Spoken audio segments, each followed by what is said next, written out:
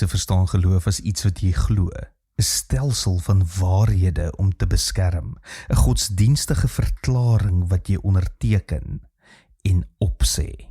Welkom by die Sepcast, tuiste van die nommer 1 netwerk vir jou lewe. Hier draai ons geliefde stories op hulle koppe, ons kyk na wat die geskiedenis dalk misgekyk het en ontdek saam hoe Jesus ons elkeen nooi in 'n storie groter as onsself in, daar waar ons bly, werk en speel.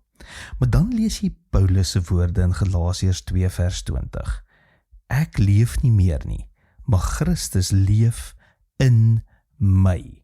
Dis nie geloof wat net verklaar word nie, dis 'n lewe wat gedeel word. Christus het nie gekom sodat ons hom van 'n afstand af kan bewonder nie, maar sodat sy lewe in ons kan asemhaal.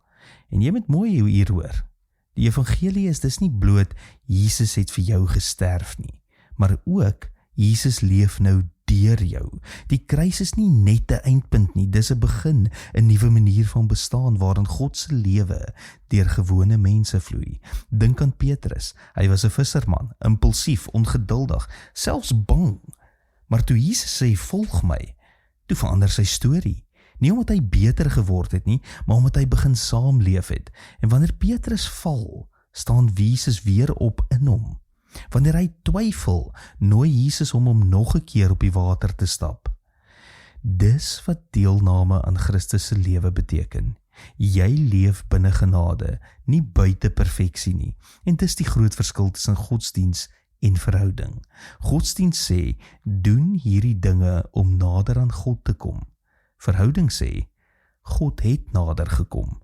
Leef nou saam met hom. Christus se lewe word nie net bewonder nie, dit word nagevolg, ingeoefen, ingeasem.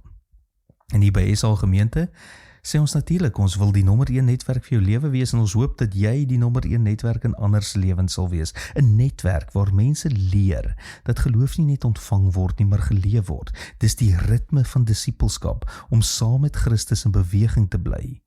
Hier word geloof prakties in hoe jy vergewe, hoe jy gee, hoe jy hoop, hoe jy ander optel. Dis deelname aan God se ritme in die wêreld. En dalk is dit presies wat Paulus bedoel het. Nie net om in Christus te glo nie, maar om in hom te leef. Nie net om sy naam te ken nie, maar om sy asem te dra. Want uiteindelik is geloof nie 'n teorie nie. Dis 'n lewe wat antwoord, 'n lewe wat sê, Christus leef nie net vir my nie. Hy leef in my. Tot môre, mooi loop.